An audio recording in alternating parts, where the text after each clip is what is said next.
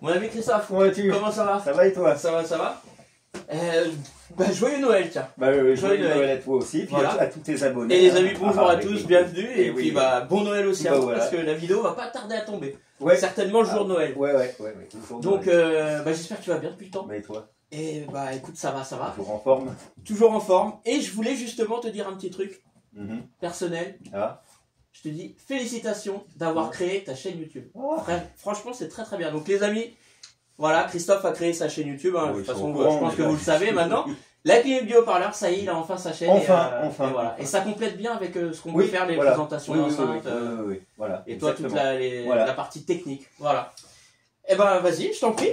Alors, on avait prévu de présenter Serioso, là. Ouais. J'ai changé d'avis, entre-temps. T'as changé d'avis? Oui. Ouais. Je vais faire une vidéo sur les câbles. Oh punaise, non mais je te laisse faire tout seul. Non. Je m'en vais. Écoute, moi aussi j'ai le droit d'avoir des tendances masochistes. Ah, mais tu sais que j'ai perdu 500 abonnés. Mais non, mais moi aussi justement, moi aussi j'ai le droit d'avoir mes haters. Ah, ouais. Moi aussi j'ai le droit qu'on me crache du venin dessus. Je vois pas pourquoi il y aurait que toi. Ah. Moi aussi j'ai le droit de dire qu'on me brisait les nougats, que je ne sais pas. Non mais ouais, t'as le droit, j'ai le droit. T'as le droit. Non mais j'ai le droit. Bon, blague à part. Ouais. Je ferai une vidéo sur les câbles. Ah. Sur ma chaîne. Ouais. Oui. Voilà.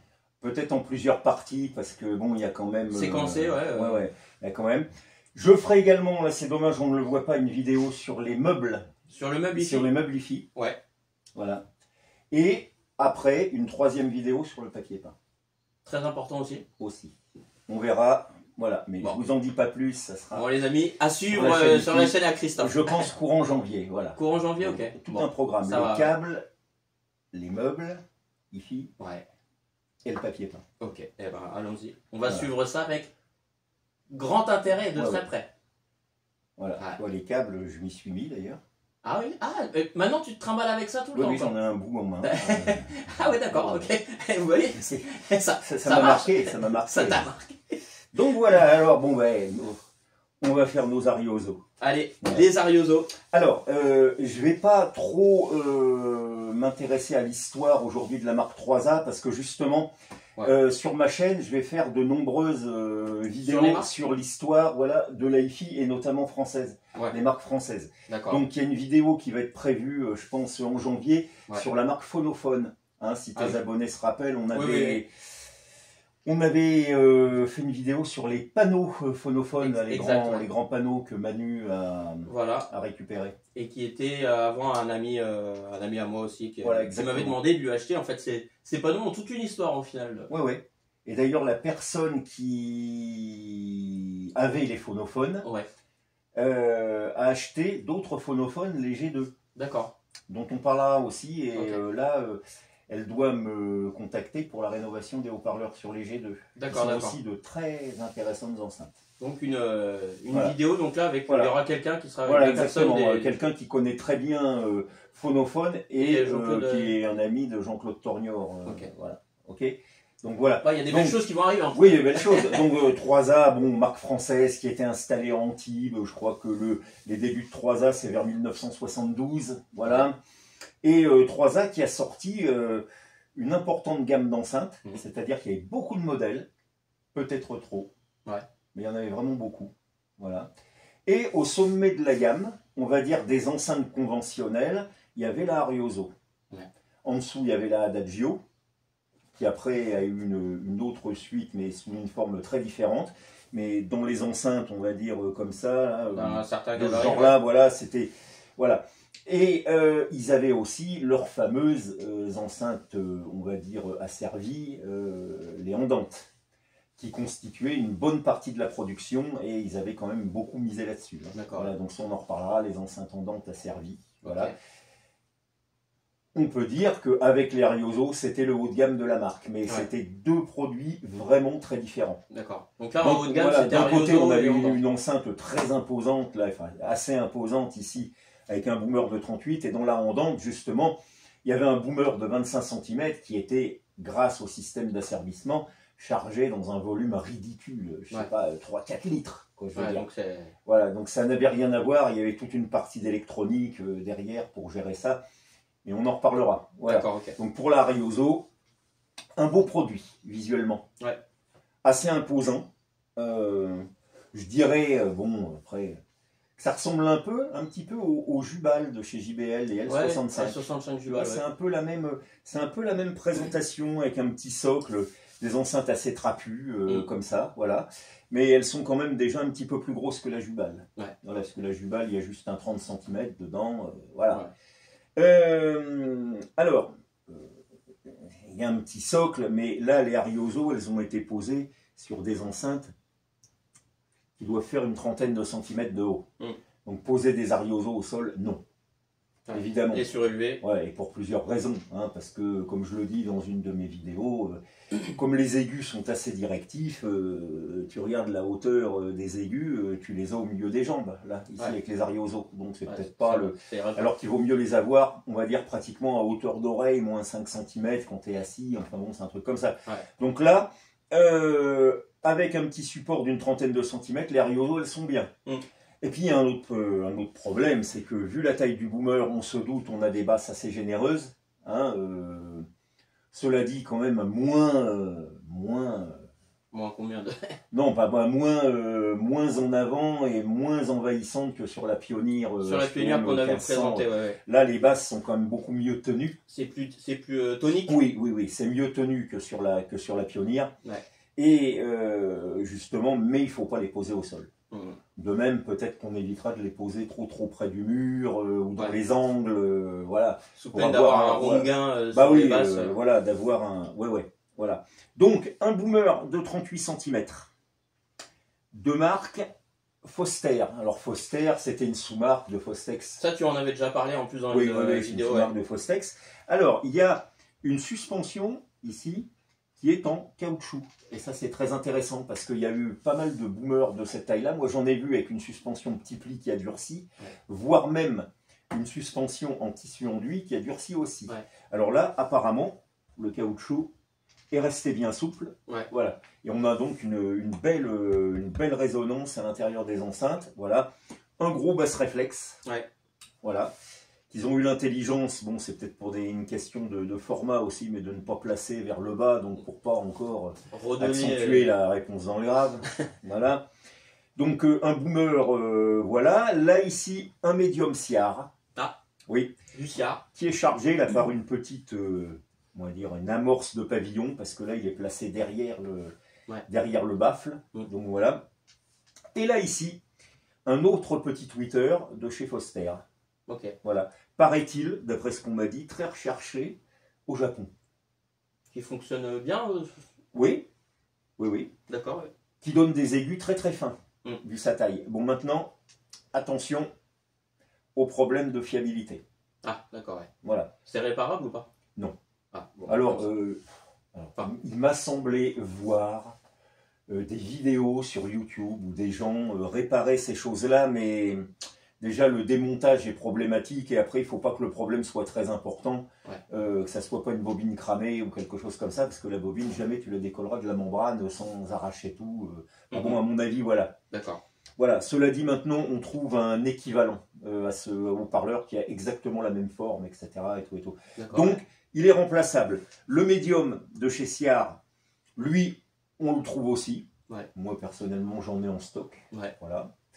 Le boomer, ça sera un petit peu plus compliqué, mais on pourrait, comme je le disais, je pense qu'il est sorti sous d'autres versions. Pas forcément de même couleur. Voilà, exactement. Exemple, dans mes enceintes Tamon que j'ai au-dessus de mon bureau là, et qu'on présentera peut-être un jour, il y a un 38 cm qui est réellement très similaire.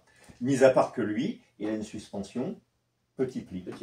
Voilà. Donc après, si on voulait le rapprocher un peu plus du Boomer 3A, on lui poserait une suspension mousse, voilà, parce qu'en caoutchouc, on n'en trouvera pas, je pense. Voilà.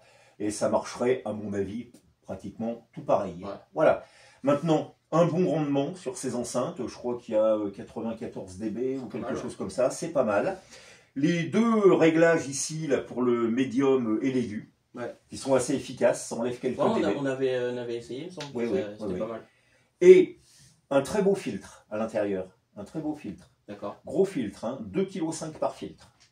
Ah ouais. Ah oui, oui, avec de très grosses bobines, du gros condo, etc. et tout. Donc on voit que 3A. Voilà, ils avaient quand même misé Oui, beaucoup là. Oui. Et là on ne le voit pas, mais chose intéressante, le médium apparemment lui aussi il y a une sorte de petit coffret de charge. Et là il y a une grille derrière qui donne sur le coffret du médium. D'accord. Voilà. Ouais, donc bien particulier quand même. Tout à fait. Un très beau plaquage. Honnêtement, un très beau plaquage noyé. Voilà. Belle réalisation. Alors, vraiment très à l'ancienne, le bornier, lui, ça prend des prises d'ine de broche. Ouais. Voilà. Donc, peut-être à remplacer. On peut changer par des borniers. Mais attention, pas de découpe. Hein, parce qu'il y a quelque chose de très important. Enfin, moi, quelque chose à laquelle j'attache beaucoup d'importance. Garder l'origine. Oui, c'est-à-dire, toute modification doit être réversible. Ouais. Qu'on revienne au bornier. C'est-à-dire que le bornier, on le met de côté, on le garde. Ouais. Peut-être que si un jour quelqu'un est amené à racheter les enceintes, il demandera le bornier d'origine, etc. Et tout, si c'est pour de la collection. Voilà. Donc il faut, quand on fait une modification, toujours qu'elle soit réversible. Voilà. C'est sûr. Pas de découpage de l'enceinte. Voilà. D'ailleurs, bon, le bornier, il est d'une taille, on va dire, assez standard. Et je pense qu'on trouvera facilement des borniers... des borniers à vis où on peut mettre des fiches bananes pour les remplacer sur ça, si ça pose vraiment problème. Voilà. Bon, maintenant, je sais pas, là j'ai essayé avec le bornier d'origine, des fiches d'ine, ça marche tout. Je suppose que le son doit être tout aussi différent. Sûrement que si les câbles étaient meilleurs, le son serait meilleur, mais ça allait, ça marchait bien. Oui, il y a un monsieur qui est passé les écouter pas plus tard que dimanche. Avec un petit ampli à lampe, là, un VR70, et ben ça marchait vraiment plutôt bien. Très sympathique. Oui, c'était très sympathique. C'était très sympathique. Un Dynavox VR70, push-pull 34. Voilà. Alors, à mon avis, les points forts de cette enceinte, évidemment, ça va être le grave, mais attention au placement. Et quand même à l'amplificateur qu'on va mettre dessus. Hein, voilà. Le médium, par exemple, je le trouve très très beau. Franchement. Le médium, Et les voix passent vraiment super bien, les instruments là-dessus, ça passe vraiment très bien. Voilà. Et les aigus sont très filés. Voilà. Avec cette petite réserve que le tweeter est un petit peu fragile, mais encore une fois, comme je le disais, on trouve son remplaçant très facilement et pour pas cher. Donc, c'est plus vraiment un problème. Voilà. Après, il faut faire attention à part pour ça, les amplifier, quoi. Voilà, exactement. À part ça, tu peux montrer les caches là, qui sont là. Juste là. Oui. Hop. Très beau. Voilà, donc ça, ce sont les caches d'origine, avec le tissu d'origine, et puis le bandeau alu devant. Voilà. Ça a du cachet quand même. Hein. C'est pas mal. Alors bon, maintenant, il y a plein de gens, ils préféreront des enceintes colonnes, de fines colonnes, embarquant des 13 cm ou des 17 cm, c'est élégant, ça prend pas de place au sol. Madame est contente. Oui, madame est contente, et donc... Oui, ça remplacera jamais un 38, quoi. Oui, non, voilà. Mais enfin, sur ma chaîne, d'ailleurs, je vais faire, c'est ton projet, hein, une vidéo sur les femmes et la hi-fi. Ah, intéressant aussi. C'est intéressant, ça, c'est un sujet, là. Ouais. Tu vas avoir plein de femmes qui vont venir s'abonner. Non, je crois pas, justement. Justement, et c'est ça le problème. Ah, bon, bah écoute. Voilà, c'est ça le problème. Mais je crois que les commentaires, ça va fuser aussi. Là. Ah bon Oui, je le sens bien, là. Il va y avoir de la trappe en perspective. La trappe musique. Oui, ça c'est la les gars, je sais pas s'ils savent c'est quoi la trappe musique. La trappe YouTube. En perspective. Voilà. Voilà. Mais ils savent pas ce que c'est la trappe. Hein. Ils doivent pas savoir. Mais la trappe, ils regarderont ce qu'ils veulent dans le dictionnaire. Ce que c'est. Je sais pas, l'expression faire passer à la trappe. Oui, voilà. Connu, oui, voilà. Mais des fois. Passer à la trappe. Des fois, il faut expliquer. Mais oui, voilà. Donc, ça va passer à la trappe. Donc, voilà. Moi, j'aime bien ce genre d'enceinte. Oui, c'est plus massif. Oui. Mais à mon avis, hein, bon, alors après, il y en a qui diront que non, gna gna gna. Moi, je trouve que les haut-parleurs fonctionnent mieux.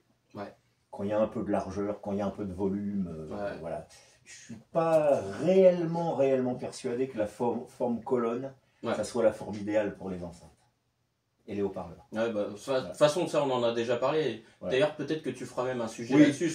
oui, parce qu'il y a quand même des... Sur le volume. Oui, il y a quand même des études qui ont été faites sur la forme des enceintes. Ouais. Quelle devait être la bonne forme. En gros, avec les colonnes, on n'a pas un vrai son. Non, c'est pas ça, mais j'ai l'impression que les haut-parleurs travaillent moins bien. Entre eux? Ouais, non, dedans, si tu veux, notamment pour les basses. Ouais. Voilà. D'accord. Ouais. C'est pour ça que je pense que les enceintes un peu trapues, voilà. Et puis d'ailleurs, si on veut quand même des basses qui ressemblent à des basses. Mais si tu fais une vidéo avec pour les femmes, il va falloir que tu présentes des colonnes. Oui, mais... C'est ça. Non, ça m'étonnerait que ça passe. Non. Quand on veut quand même des basses, on va dire un petit peu sérieuses, il faut des un 38. Bah, peut-être pas un 38, mais au moins un 30 bien chargé. Quoi. Voilà. Ouais. 2,25 à la rigueur. Quand on combine les surfaces émissives de 2,25, on doit arriver à un peu plus de 30 cm, un seul haut-parleur, avec un peu plus de dynamique. Mais il est vrai que les gros haut-parleurs, bah, ça donne souvent des basses plus profondes, plus charpentées. Ouais. Le rendement aussi va y jouer certainement, Chris? Non, ça c'est indépendant. Non, mais le haut rendement, parce que je sais que tu aimes bien le haut rendement. Dans le haut rendement? Ouais. Alors dans le haut rendement, oui, en général dans le haut rendement, des gros, la taille minimum, oui c'est des gros systèmes, voilà. Et la taille minimum c'est 38. Ouais. Et 38 dans le haut rendement, c'est pas beaucoup, hein, c'est vraiment la taille mini. Hein. Ah ouais. Oui, parce qu'après, c'est vraiment la taille mini. Voilà. Ouais.